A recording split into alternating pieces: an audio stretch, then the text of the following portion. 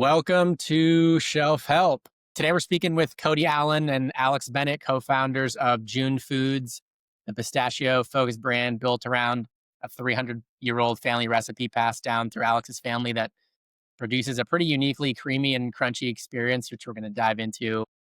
They both got some pretty rich history in food. Cody grew up working for his family's third-generation food distribution business that I think distributes to 20,000-ish C-stores around the country before a stint in ad tech before eventually coming back to food with Joon. And Alex, similar, grew up around his family's pistachio farm, spent time focused on the food service channel for a bit, helped scale a cold pressed juice brand before teaming up. So definitely got a lot of great experience in CPG. Excited to get into it. First off, for the listeners that just aren't that familiar with Joon, Alex or Cody, I'll let you, whichever you guys want to take this one, give us just kind of quick lay of the land in terms of origin story, why behind the brand, core products in the lineup currently, and then maybe just a few places that people can get their hands on them, and then we'll go from there. Yeah, absolutely. So, quick kind of, and by the way, we're coming off of a trade show. We just did this 7 times in 50-minute meetings. All right. Yeah, one hit after another. So hopefully I still have that fresh off the mind and off the top. But, general high level. So we started Joon as a flavored pistachio company conceptually about 2.5 years ago through research and development and branding and whatnot, but officially got the product off the ground about 7 months ago, based here in LA, Cody and myself. Cody just moved out here a couple months ago. I've been here for about 2.5 years, building the brand in that time with Cody. But about the product itself, we are, as I mentioned, an elevated pistachio product. We have 3 flavors right now: a salt and pepper, original salted, and then a dill pickle. All of our products have no seed oils, no natural flavors, no artificial flavors, and tend to use, ingredients that we all know and understand. So the basis behind this company and why we started it is, as you mentioned earlier, my family are pistachio farmers overseas. They have pistachio farms in Iran and have been pistachio farmers for 3 centuries. So I grew up with amazing pistachios my whole life. I had incredibly creamy, crunchy, tasty pistachios that my mom would smuggle in, I kind of say. Like, I don't know if she was supposed to be bringing back pistachios from Iran, but that's all right. Everyone's safe, everyone's good. And she'd bring these over. I'd have them. I'd indulge. I'd always be like, these are incredible. It's not what I was used to here in the States. And, about 2 years ago, I had an opportunity to, pitch this idea to Cody, who's a friend of mine from college.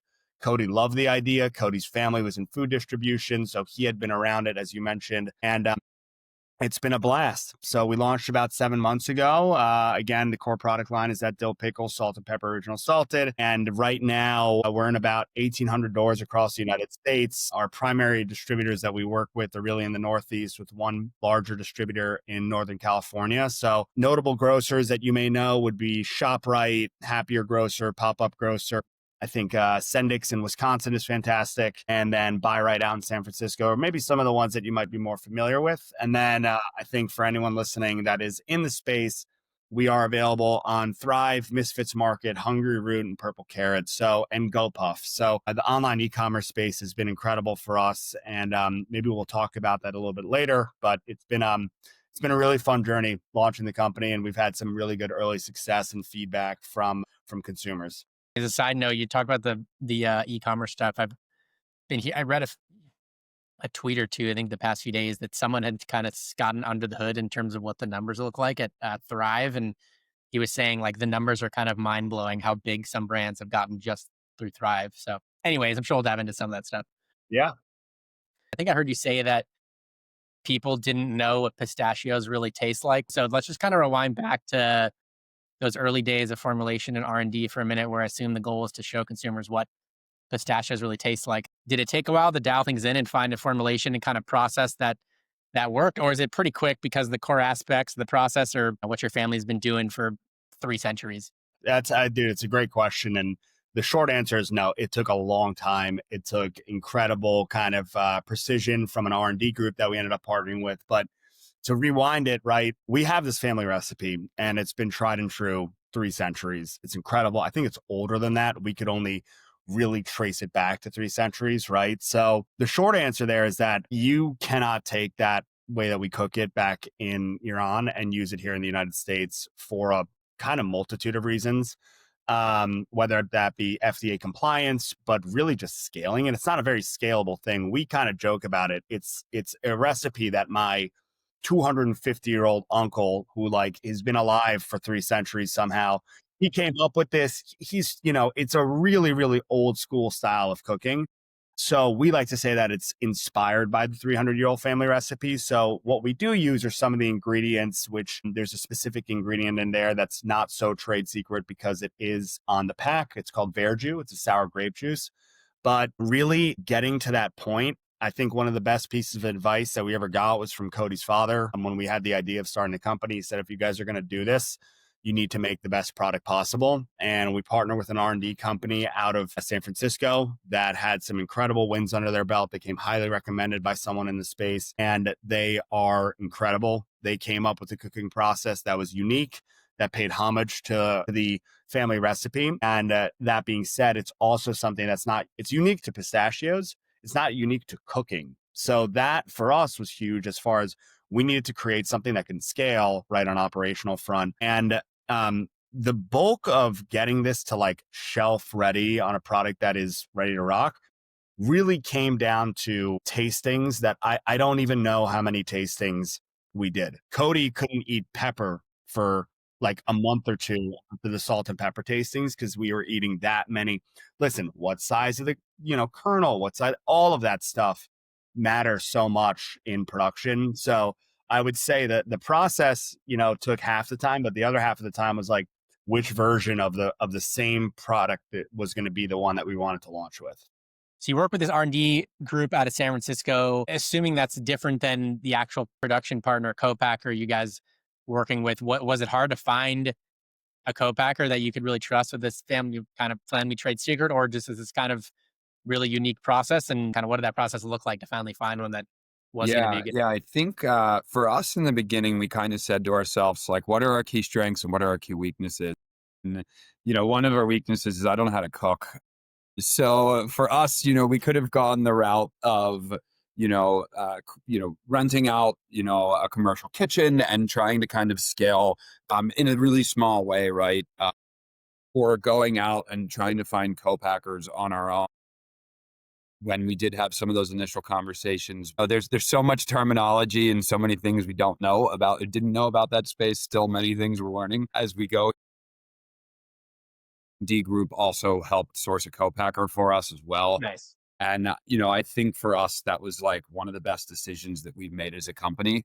Yeah. So, while we worked, hand in glove with them on, kind of flavor profiles and, that R&D company also led a lot of like how long do you cook for? What temperatures do you cook it for? All of that. They also helped us to find a co-packer and, go on site with that co-packer, dial in the machinery, right? And we did a pretty big far and wide search, based on what certifications do we want? And, what's critical to working with that co-packer. And I think, like I said, it was one of the more impactful decisions that we made. And that really allowed Alex and I early days while we were working with our food scientist or R&D group and co-packer on kind of getting everything up and running. It freed up some extra time for Alex and I to focus on branding and retail strategy and kind of do all of that in parallel. From a flavor standpoint, when we spoke, a week or two ago, you talked about how you originally thought about focusing on some more unique flavors, but then you like somewhat quickly learned that consumers really just respond to familiar flavors, but in kind of an adjacent format. So I guess, yeah, tell me a bit about that journey and kind of what made you guys realize, more familiar flavors were the way to go. Yeah, I mean, I think in the beginning, our original salted pistachios were the family recipe, which are the sour grape juice, lime juice, and some salt. And that gives them a little bit of a unique taste in and of itself, right? We say it competes with like a plain roasted salted pistachio, but really it does have a little bit of flavor. It's a little tangy and tastes a little different. And so, um, from there, we kind of looked at data and we said, what are the biggest selling pistachio flavors in the US market? A close second was salt and pepper. And so, for us, we said, Let's go with a couple that are kind of familiar, right? We know they're already big sellers in the market. People love, a simpler flavor. They love salt and pepper. And then let's come up with something that is entirely unique to us and also really hitting on a lot of the trends in today's market. And honestly, we had tested so many things. We tested spicy. We tested all kinds of different flavors of sweet and salty. And our R&D group one day just kind of sent us a dill pickle in the mail and said, try this. It's a hot flavor. We think it tastes great. And we were like, and we tried it and we loved it. And that's kind of what we ended up making as our third flavor. And then we kind of put the others in our back pocket for later. I think through this journey, part of the reason that I think these three flavors have worked for us in these early days is, the large majority of pistachio consumers and nut consumers as a whole in the US are over the age of 45, and they like flavors that are a little more familiar to them, I think.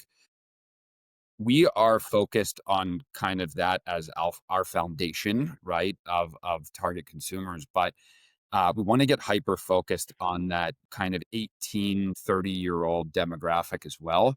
And dill pickle has been a huge standout flavor for us in that demo. A lot of dill pickle things. You have Grillos out there right now. I think pickle flavored things was like flavor of the year on one report we read recently. Yeah. And so, for us looking forward, as you mentioned before, we kind of said in the beginning, we want to be flavor differentiators. Now we're saying we want to be kind of flavor elevators too, where it's, create something that isn't so unique that people look at it and kind of scratch their head and say, I'm not really interested. I don't know what that is, right? But finding the balance between what people know and, something that's a little new. And I think finding that balance is challenging. And it's something we're kind of working on now for next year. And hopefully we'll come out with some new flavors kind of mid next year.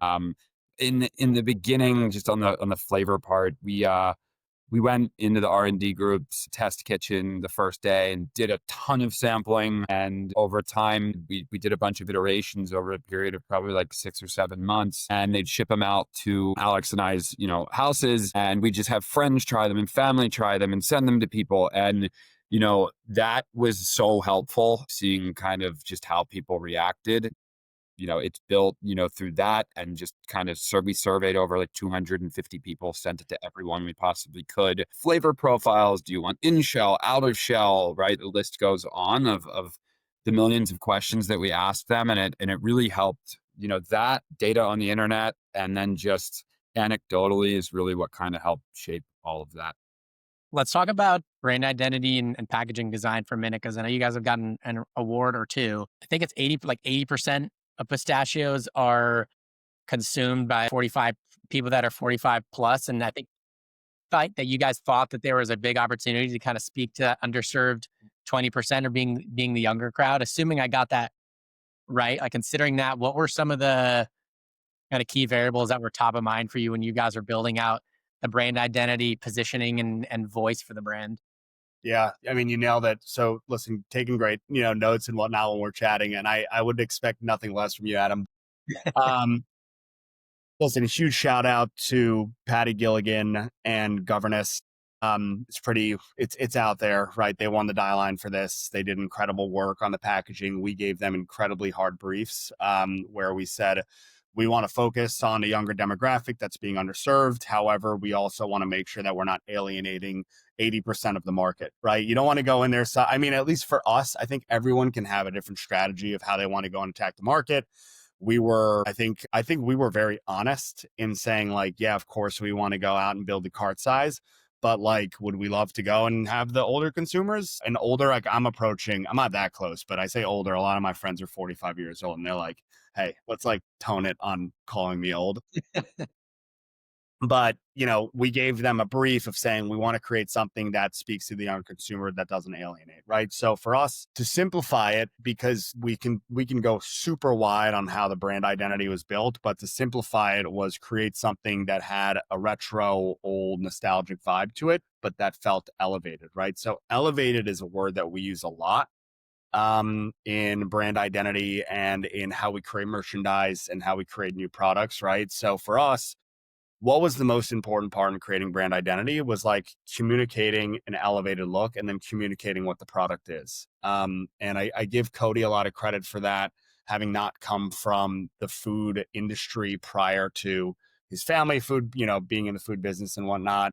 But if I had it my way about 2.5 years ago, I'm like very aesthetic focused, right? So like I would have loved like a clean bag with like a little tiny thing in the corner that just said June, and through a ton of back and forth through friends and family, giving us feedback and whatnot. Communication, like we decided very early on, we're a retail brand. Are we going to have a social strategy in 2026?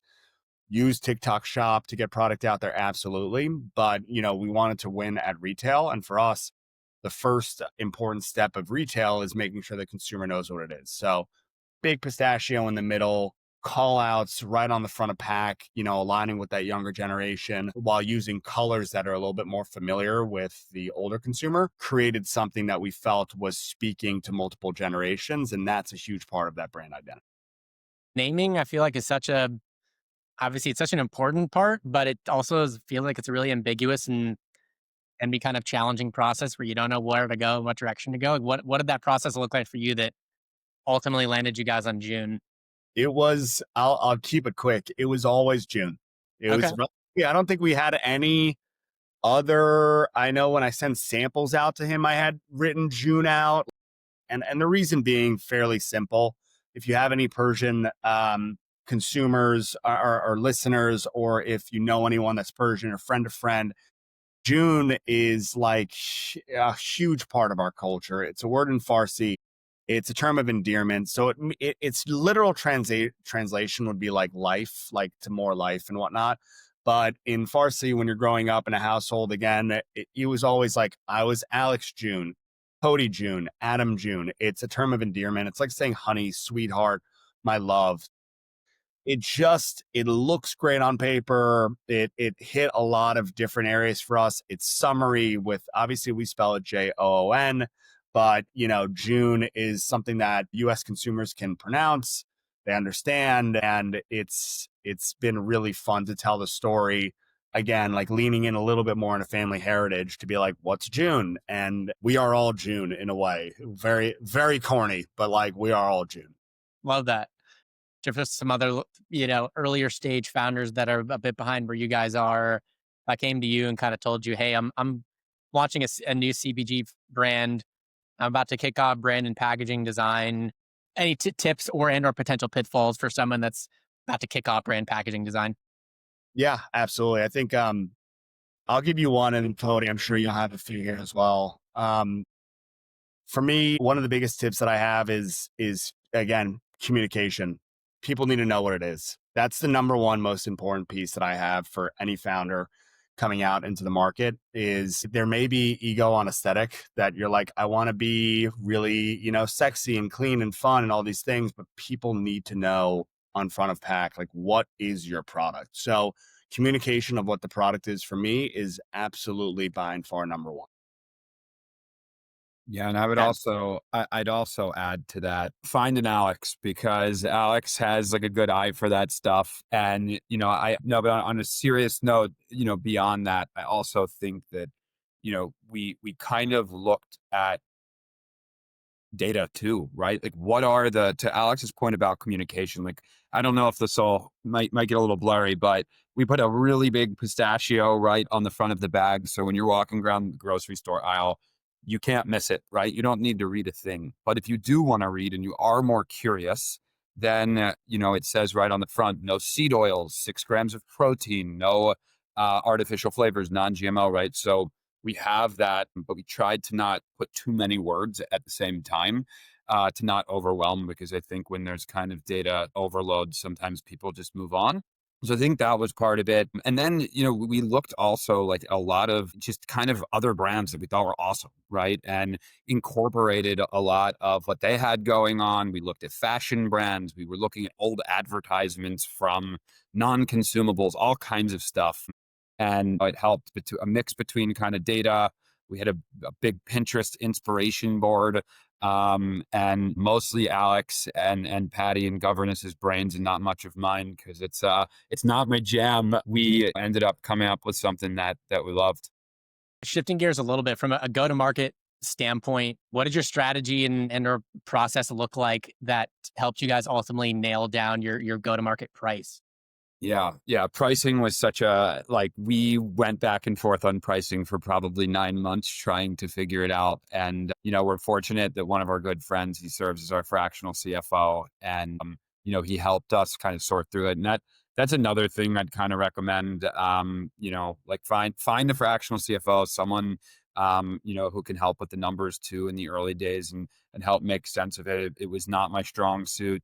And so it was just super helpful having somebody there to kind of figure out the unit economics behind all of it. But it's so hard early days, like before launch, trying to figure out and price, like, how much do I think packaging is going to cost, or pistachios, or raw ingredients, or shipping. And through just reaching out to every single person in our network and probably annoying them 1,000 times and bothering them and asking them a million questions, we just kind of kept refining that unit economic model of all of those costs, projected costs at the time.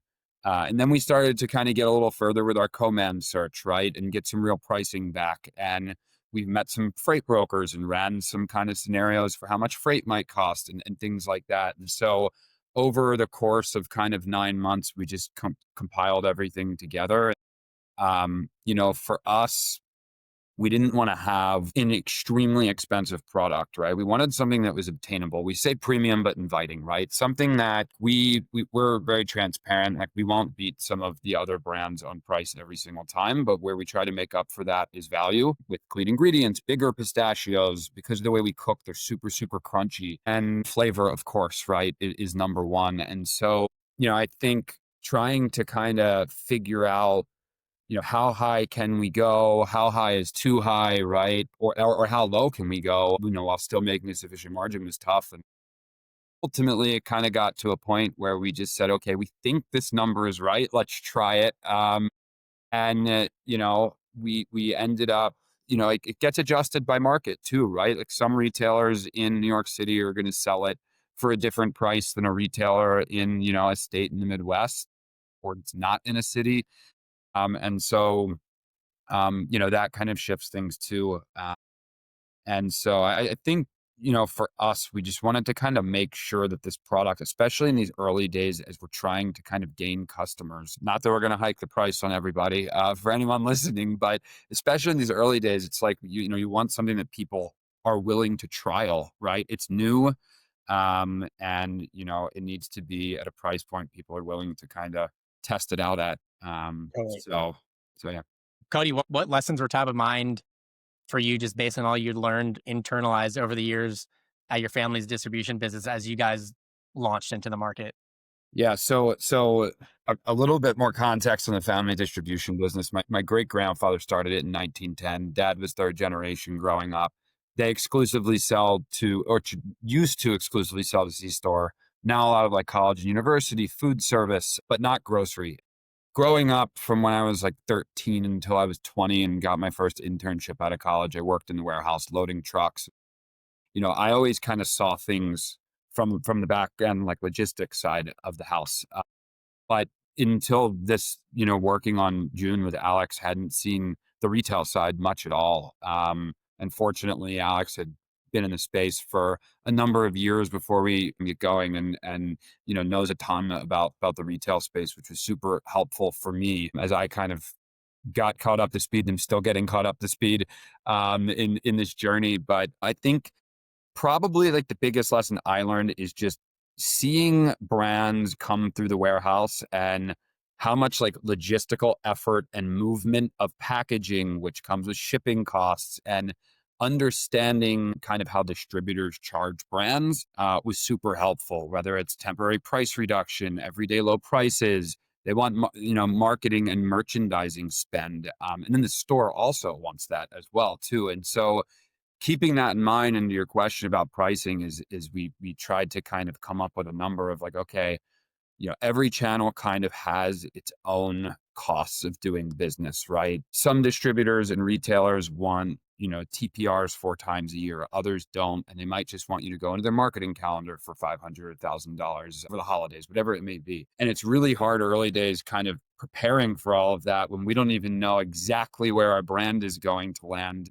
And so we kind of just came up with a number that we thought was conservative to kind of put in our unit economics. And it just says like merchandising and promo spend to kind of capture all of that. And we embedded that into our cost model to account for it.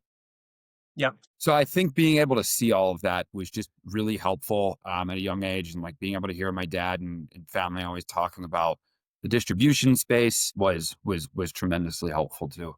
Because of that, obviously unique access to your family distribution business, your guys' go-to-market strategy was somewhat unconventional, I guess, in this day and age. Where I believe like C stores were kind of your beachhead, then you hit grocery, then you launch D2C. How has this approach been, looking back now, I guess in the, the first whatever months in the market, how has found this approach to be more advantageous for the brand than maybe more conventional paths? Yeah, no, for sure. I mean, I think the more time we spend in the space, a lot of people are like, you went into C store first. That's kind of backwards, right? Look, we had, an opportunity, of course, to kind of launch into my family business and we took it. I think one thing that Alex and I always made sure to keep top of mind is that this business was not built just for C store, right? And so everything we did was with grocery in mind and more of the natural channel as well, but also with C store. And so, for us, from our packaging size, C store like single serve, right? We have a multi-serve pack. So, they're not really selling, 5-6 serving size bags at C store, but grocery is. So we tried to kind of find like a package that worked for both. And that's our 2.5 serving 4.5 ounce bags. To your question though, I think for us, what's been really interesting about entering the C store space is you can get a lot of door count up quickly. It is a very expensive space to play in, and it can be a little bit lower margins. You're not necessarily getting into those really, sexy, trendy grocers that everyone's talking about and knows and is posting on Instagram. But I think the most kind of interesting thing for us was, you sit down in this space. When we go to these buying shows, Alex and I were just at, a C store show last week, and we talked to a lot of store owners directly, right? You get a lot of FaceTime with folks who might own one store, they might own 20 C stores. They really understand their buyers so well. Because they're owners, operators, they're behind the cashier register, a lot of them too. And we talked to them and, I think kind of an aha moment for Alex and I and C stores, it kind of actually happened last week when we were at this show is, kind of them believing in what we're doing and seeing this and saying, I think my customers are going to love this in an industry where they don't have as much shelf space as a grocery store, right? Sometimes they're a little less willing to take those risks. It was kind of like an aha moment for us. And we were super excited to kind of see all of the interest.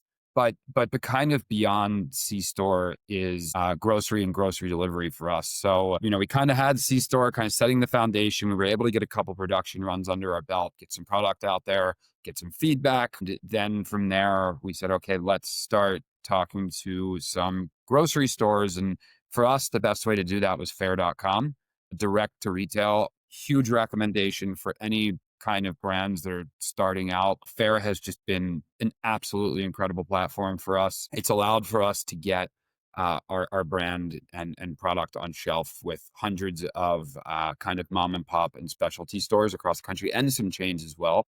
So we that was like outside of C store, first entry into grocery and specialty. And then from there, we use that data story from C store, from Faire.com and the velocities and to get into a couple other regional distributors in grocery and just kind of build from there. So far it's been really well received and it's been a lot of fun for us. And the grocery delivery thing kind of just came about. A friend had a contact at a grocery delivery company. He said, do you want me to make an intro? And we started kind of looking at the space, and we were like, wow, like a ton of our target consumers, right, in these grocery delivery companies, like they want healthier products. They're willing to trial new stuff. They're also shopping in conventional stores like C-stores and grocery stores too. And it allowed for us to kind of have a little bit of an omni-channel approach with our consumers. And so, and you can sell indirect to a lot of the grocery delivery companies too, and make some different margins. That's kind of what we've been, we're 7.5 months in now. We're still sorting through all of it, but yeah, it's been a kind of fun journey, and we're really excited for 2026 because we just finished a lot of the planograms with a lot of the C-store retailers and setting up kind of a lot of our merchandising calendar and plan. There we go. With Thrive, Misfits, Hungryroot, Purple Carrot, a lot of the grocery delivery players, and we're just really excited for a really big push in 2026. You got into a lot of doors pretty quickly. What were in those, especially in those, I mean, it's still early days, 7 months in. What's been kind of the key to, getting in that many doors that quickly while still maintaining and maximizing velocity, hitting the numbers that you want to hit in order to stay on the shelf, grow within those doors, and not have any risk of having those numbers drop too low? Yeah, definitely. It's a good question. And Alex and I talk about it often. It's like we always talk about we want to put our foot on the gas as hard as we can without breaking the machine, right, of the company and not biting off more than we can chew because you get on a retail shelf, you go out of stock right away as a new brand. It's not going to be easy to get back on sometimes. And so, for us, we kind of treat every channel a little differently in terms of how we strategize about it, in terms of how we look at unit economics, in terms of how we operationalize behind it, and try to kind of balance all of that at the same time. It's we took an approach that while we're in 2000 stores, those 2000 stores are distributed to by 3 distributors. And we've kind of taken an approach of baby steps as we go, where we said, let's work with some smaller regional distributors, as I was kind of mentioning before, that are, more manageable to work with, where we can get out on the street and do ride-alongs with their sales teams and kind of chip away at it over time before we kind of go for a really big push into like a national chain. So that's kind of been just how we've kind of thought about it and approached it. And I think trying to kind of balance out also from like a production standpoint, of balance out not going out of stock with with also trying to scale, with making sure we're kind of putting our merchandising dollars in the right buckets with each distribution channel. Mhm. We've made some mistakes, of course, and we're kind of learning as we go. It's a really big upfront investment, right? When you turn on, activate with a new distributor or a new grocery delivery company, you're spending thousands of dollars to do buy two get ones and price reductions and things like that to get on shelf in the beginning. We just try to make sure we're kind of doing a mix between what feels right and what we think makes sense, and then also, what the numbers tell us is possible. And I think that balance is something we talk about it every day of like making sure like do we have the right balance here? Like, can we spend more over here? Should we spend less there? And we're figuring it out as we go. But it's been so far it seems to be working so far. On the topic of grocery delivery, what have you guys is found as kind of key to success and winning in these channels? I think first and foremost, we talked about it right when we started, right? Is that like the velocity on these channels are definitely mind blowing, out of control, out of control. Don't even make sense to me. It's crazy because you might talk to 10 people that in California that have never heard of Hungryroot, right? And they're just dominating it, right? And then a lot of people, Thrive is one of the bigger, more well-known ones, but these companies are doing such a fantastic job of getting product out there. I think the key to success within these platforms, almost much like anything, is to like kind of just shut up and listen when you're sitting in meetings with them, because they know their platforms better than anyone else. And Jesse from Misfits, for example, who is a legend and unbelievable, and I think everyone knows her. I know you're smiling because you probably have met her at trade shows, and if not, definitely happy to make an introduction there. But she literally told us, like, this is how you're going to succeed on platform, and this is how much money you're going to spend. And Cody and I were like, holy shit, that's a lot of money. But we realized quickly, like, oh, that's the type of money that it's going to take to succeed. Here's how much you can expect back on that. your return on spend in platform is pretty dialed into the T. Like they're pretty much like, yeah, if you do this, you're going to see an uplift of this amount to this amount. And if you do this auto ship program, so, much of that go-to-market strategy that Cody was talking about earlier is, we've tried to stay true to it, is like just invest in your partners, invest in your platforms, invest in the stuff that might be quote unquote boring. Like it might not be the big influencer package, which hopefully in 2026, we're going to start to work with affiliates and whatnot, but in platform, investing in those TPRs, bundles, auto ship programs, all of these things are just fantastic. And they are cash intensive. Like there's no way around it, but Cody mentioned it earlier, like these channels also have a little bit of a different margin strategy. If you are going direct with them, you may have a little bit more to work with because you have a direct relationship. That is also one thing I know as we talk about all of this, for anyone that might be listening that's a new founder or is currently and is working through any of their, kind of business aches, is like building enough cushion in your pricing for those type of market spend, that type of market spend, as like a line item, like just being like, yeah, no, we're going to spend 15% a year on this. So I might as well just put that into my cost of goods because it's a must have. At least it helps you plan ahead if you know what that number is going to be, I guess, at least. Yeah. And exactly. then you double the number. Whatever you think it's going to be. Pass it to the next person. Just keep going. You mentioned you mentioned Faire a bit. We were talking about Faire a bit a week or two ago when you were chatting, and it seemed like it's had a really big impact. And what's more specifically, what kind of impact has Faire had on the business so far? Brand builder, first and foremost, puts you in those cute, sexy shops. Cody was first to kind of pick up on this. I managed a lot of the Faire business relationship with the team at Faire, and Cody was the first one to really kind of notice that these are shops that are well known, well beloved in their communities, that have 15,000 followers, 20,000 followers, 5,000 followers, whatever it may be.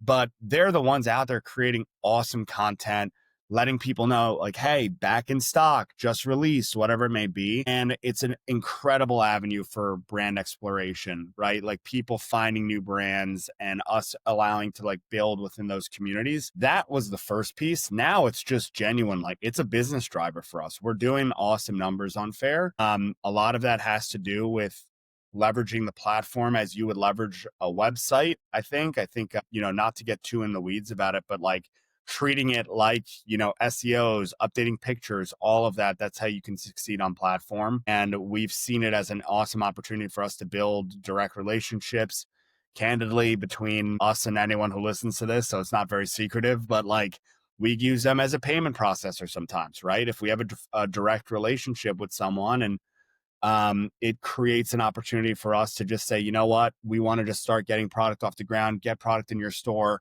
use our Faire direct link. And, that allows us to work off of 0% commissions that they offer. Yeah, it's been awesome. And again, I definitely always come back. Like I didn't have this mindset years ago. I was always really on brand and marketing and sales.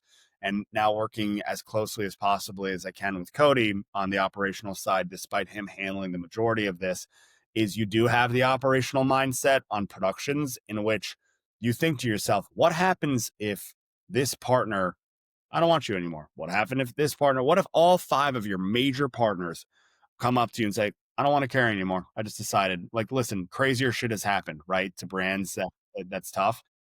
For us, Faire is a moment for us on production planning where we're like, you know what? I'm going to sell this amount on Faire in the next 6 months. I know it. So if all else fails, like that's Cody and I will always think to ourselves, like, do we have a direct relationship with all of these companies through the platform? Are we servicing them correctly? Are they reordering? What's your reorder rate? How much are we doing a sell through? What's your sell through rate on people visiting? Great. If you have all of those, you're keeping top shop, you're keeping up with all of their automations that they offer, then yeah, you know what? This massive truckload that we just, produced last week, like we'll sell that in the next couple of months if all else burns, So it's think finding that fine line of how much time and money do you invest in this platform. I would say invest more than people anticipate. And we've had some pretty awesome brands approach us that are way bigger than us, that friends of, founders of, like friends of the brand, right? That have incredible companies. And they're like, hey, we've been hearing you guys love Faire. And I'm always sitting there coaching them up as much as possible. I'm like, you guys will rip on this. And then they double our sales in a month. And I'm like, fuck. Like, damn, I shouldn't have maybe given all that hype. But no, we all win, when these platforms, all ships rise. For Yeah, sure, totally. and I would just add to that, like, there are so many opportunities now. Alex and I have just tried to be as scrappy as we possibly can with, there's the traditional route of traditional brick and mortar distribution. That's where you're getting a ton of volume, right? And it takes time. There's a long lead time to get into distributors, to get into some of those bigger retailers. It's more expensive. There's more kind of T's and C's, essentially. It's just more complex. There are so many platforms, Faire, the grocery delivery platforms, and so many kind of in between now that give brand new companies like us the ability to immediately and directly connect with retailers. And I think that for Alex and I has been kind of one of the biggest like impacts to the business, is just leveraging as many of those platforms as we possibly can manage at one time from the get-go. Last question for you guys. Any kind of brands or just trends in general in the space that you guys have been kind of just tracking for fun, or things that have been kind of piquing your interest personally at all? Yeah. I mean, there's a couple brands off the top of my mind that I like, just really admire.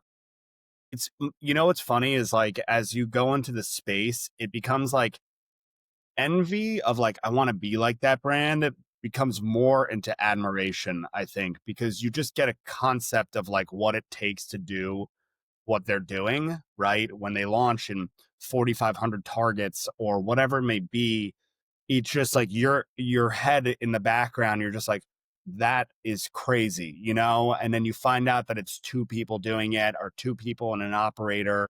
So as far as like brands that I really admire what they're doing, I think Good Girl Snacks, right? Pickles, like they're getting brand of the year. Like, they're just across the board crazy. Specifically, the fact that they're creating content one piece a day for 365 days, grew their platform from 0 to 100,000 followers in that time. Like, I'll be honest, Cody and I have been saying that for 6 months, like, hey, let's do it. And then we don't do it because we have all this other shit. And I know that they're doing all the other stuff. So that's like super impressive. We will do it soon. I got it. We got a little plan. But then Mercado, I think, does Iberico ham, and I just love their brand. It's super impressive. Mezcala is obviously awesome bar company, doing some incredible stuff. Love their branding, love their flavors. Newer brand that I think is really dope is High Q. His name is escaping me right now, which I'm very embarrassed about. But they're doing like a, electrolyte hydration spin-off of like a healthier version of Gatorade. Tastes incredible. He was at Liquid Death for a minute.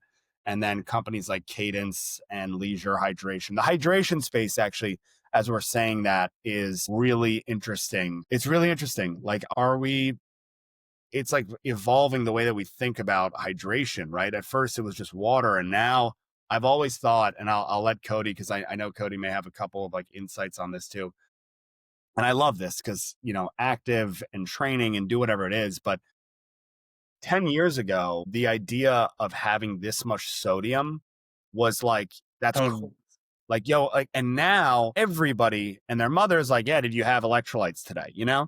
And it's crazy how we evolve our consumer habits, and like, what's the good, what's the bad from it. I think these companies are doing a great job of it because they're not going, listen, Cadence is like crazy. They're literally, Cadence drinks are like, don't drink us unless you are actually working out. Like, it's not good for you unless you are a legit athlete. But they're rolling out into Target, so they're going to be adjusting, I'm sure, formulations and whatnot to be incredible. And yeah, so the hydration space is really, really, it takes us out of a moment in the snack space. And I think my beverage background, I'm always kind of, also their volume's always crazy. So I'm always looking at them like, oh, that's cool. Totally. Yeah, never knew the hydration space should be this big and this many brands that are all doing well. It's kind of wild. Yeah. Awesome. Yeah. Cody, any things that jump out at you at all? Yeah, I mean, I think one of the brands from like our earliest days that we got connected to were Troy and Winston, who are the co-founders of Saw's pasta sauce, and they're just crushing it, and in thousands and thousands and thousands of doors, and they're just great human beings. But beyond that, I remember we got connected through a mutual, and we were kind of talking to them, and they were kind of telling us about Saw's. They were maybe a year and a half in at that point, had just an idea. This was like 2.5 years ago we got connected. And I just loved what they were doing in the space. They were just kind of disrupting a traditionally stale category. And as we kind of got talking, we were like, that's also what we're trying to do too, right? And with different, more relevant branding and flavors and all of that. And so, it's always just kind of stuck with me, and kind of watching their journey and how much they've grown is just so damn impressive. And so they're one that massively sticks out to me. Fishwife too, kind of similar idea in the respect that, you know, sardines, canned fish, right? It's not a net new idea similar to pistachios. They've been around, right? But they're doing it in a different way, in a way that's kind of resonating with consumers, and they have awesome branding as well. Super fun brand. So I think for us, we look at them a lot, and kind of just pay attention to what they're doing, because we think it's super inspiring and super cool. Well, cool. That's been great. And really appreciate the time. I think there's a lot of really valuable insights here. What's the best place to follow along with you guys personally? And then what's the best place you want to direct people to follow along with the brand these days as well? I think right now for us personally, listen, LinkedIn is fantastic. We post on there. If you want to follow the socials, you can find us through our Instagram page. I think we're both public on there. But best is eatjoonfoods.com for our website, at eatjoonfoods on Instagram and TikTok. TikTok is empty for us at the moment as we're building out the entire strategy of it. Cody and I are just too old. We're just too old. And we have incredible people in our network that are like, this is how you're doing it. So we're building this content bucket, and it's going to be great. And I know it's going to resonate, but I see companies like Prind, if you ever seen them, they're a Parmesan like rind Yeah. snack, really new. Yeah, And that right on. is someone I've talked to over at Dirty Gut. These kids are in college and they're just ripping. And I'm just like, damn, you know what? For age old generations and generations to come, it'll be after us and before us. It used to always be, the young people, they don't want to work. They don't want to work. No, let me tell you, people, these people are hustlers. They're grinding out and they're really, really impressive. Anyways, side rant, eatjoonfoods.com, at eatjoonfoods, place to follow. And we look forward to connecting with you guys, hopefully if you gave us a listen. Yeah, for sure. and Awesome, guys. Appreciate it. I would just also add to that, like, feel free to drop us an email to hello@eatjoonfoods. June is spelled Joon for anybody listening. Perfect. Awesome, guys. Appreciate the time. I think that's the pod.